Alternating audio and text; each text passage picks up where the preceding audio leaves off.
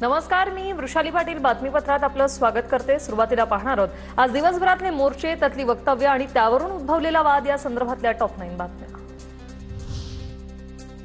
बंजारा एक आहेत। धनंजय मुंडेंच्या वक्तव्यानंतर बीडमध्ये बंजारा समाजाची घोषणाबाजी। धनंजय मुंडेंनी शब्द मागे घ्यावा, आंदोलक आक्रमक। राजस्थानात एसटीएस कालकुटे साहेब आम्ही सुद्धा एसटीच आहे तिकडे। बंजारो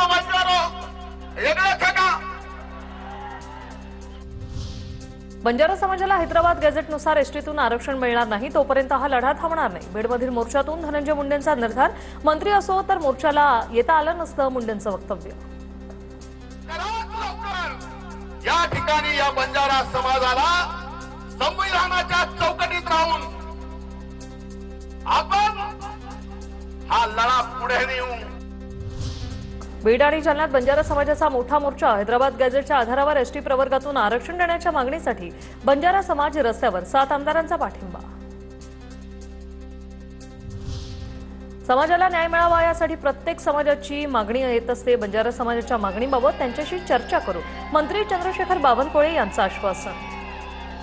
प्रत्येक समाजाची मागणी त्या समाजाला न्याय मिळण्याकरता येत असतं। जे काही मागणी आली आहे त्यांच्याशी चर्चा करू, जे काही निवेदन करते यांच्याशी चर्चा करू। हैदराबाद गॅझेटमध्ये बंजारा समाजाच्या नोंदी असतील तर त्यांना एसटीतून आरक्षण द्यायला हवं। मनोज जरांगे यांचा बंजारा समाजाच्या मागणीला पाठिंबा। कष्टाळू समाज जर त्यांच्या त्याच्यात हैदराबादमध्ये गॅझेटियरमध्ये नोंदी असतील तर गरीब लोकांना दिलं पाहिजे, या मताचे आपण आहेत। देवाभाऊ, देशाच्या आजूबाजूला काय घडतंय बघा। नेपाळमध्ये राज्यकर्ते गेले आणि एका भगिनीच्या हातात राज्य दिलं, त्यातून देवाभाऊ आणि त्यांचे सहकारी शहाणपणा शिकतील ही अपेक्षा। शरद पवारांचं वक्तव्य।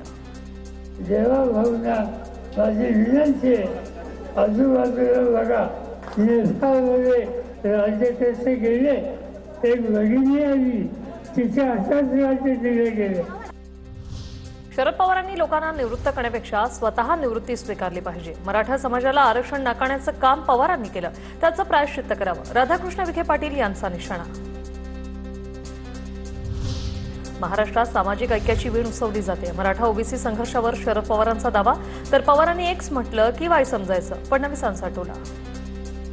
आपल्याला माहिती आहे पवार साहेब कशा करता प्रसिद्ध आहेत। पवार साहेबांनी एक्स म्हटलं की वाय समजायचं, याकरताच पवार साहेब प्रसिद्ध आहेत। त्याच्यामुळे मोठे नेते आहेत, त्यांच्यावर अधिक काय बोलू। ते चिंताजनक प्रॉब्लेम असल्याचं मुख्यमंत्र्यांनी मान्य केलं आहे। मुख्यमंत्र्यांच्या पवारांवरील वक्तव्यानंतर सुळेंची प्रतिक्रिया। बघा, एका सशक्त लोकशाहीमध्ये प्रत्येकाला बोलायचा अधिकार आहे। माननीय मुख्यमंत्र्यांचं ते मत असेल, पण एक गोष्ट ते मान्य करतात ना की प्रॉब्लेम तर आहे।